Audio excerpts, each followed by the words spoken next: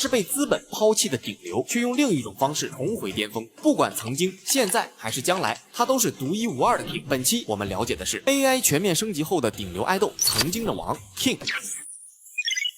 依旧破片手雷人间体，依旧王的洗礼，依旧 XO 最神秘的第13人。曾经的王在1年前那属于是典型的梗红人不红，你可能不认识他，但你一定看过他的头像，据说是某游戏博主用他的照片当头像撩妹，结果遭遇无情12连踹。没人在乎这个博主的感受，反而都被他用的霸气侧漏的头像所吸引，那气质一看就不是一般人，那自带拉环的发型也让他成为网友口中的人形破片手雷。一开始人们还只是调侃几句，但很快就发现不一样了，这个男人的气质实在太独特了，有股说不清道不明的感觉。虽说身体有些发福走样，但那侧脸竟然与黄子韬意外有几分相似。网友们意识到，这个往那儿一站就散发忧郁气质的男人，一定有一段不可言说的过往。在网友们的深扒之下，还真扒出来他的曾经。以前人们总是在纠结 XO 到底是6人还是9人还是12人，而如今一切都盖棺定论了。XO 的成员其实有13人，而曾经的王就是那第13人，也是 XO 唯一的 King。我知道这听起来很离谱，但确实是事实。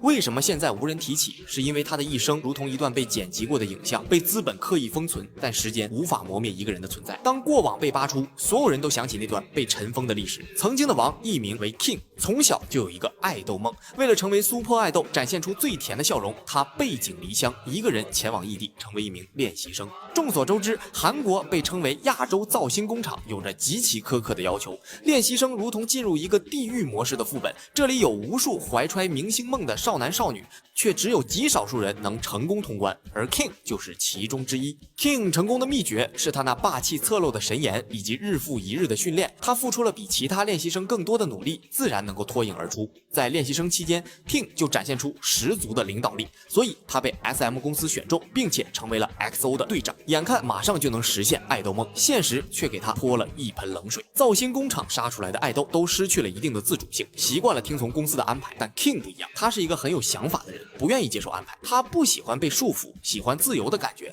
所以每次训练都不穿队服。这不是不合群，这是与资本的无声对抗。最终因与管理层理念不同，被公司雪藏，所有视频都被下架，账号也被注销，更不能参与公开活动。正值巅峰的 King 就这样一夜之间销声匿迹。都说这是一个娱乐至死的时代，资本很快推出新的台柱，在资本的刻意推动下，人们很快就忘记了 King， 仿佛他从未存在。King 象征着王，而 XO 中的 E 横过来就是王冠。King 被雪藏之后， XO 再也没有了 E， 从此 E 不发音，只能以这种隐晦的方式来纪念他。这样的打击让 King 意志消沉，整日用小麦果汁麻痹自己，接受了王的洗礼，再加上不用进行身材管理，身材很快就走形了。即便这样，资本还是不肯放过他。每次有人发布有关 King 的消息，就会被立马下架。直到10多年后，曾经那个意气风发的顶流爱豆，已经成为一个中年大叔，他终于被资本忘记，有了重新展示自己的舞台。然而10几年时间，人们已经忘记了他， King 也释怀了，不再纠结于过去的身份，用曾经的王称呼自己，开启了一段新的生活。这时期的 King 也是体验了人间百态，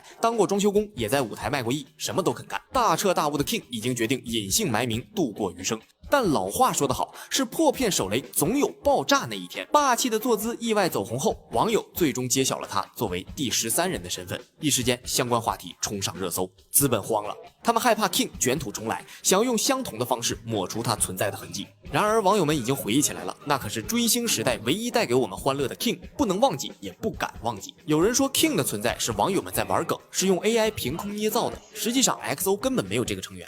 如果你这样说，那我也只能认可资本你赢了。你一句轻飘飘的 AI 否定了一个人的一生，假的行了吧？我的青春，我的回忆都是假的，可以了吧？或许遗忘才是对 King 最好的保护。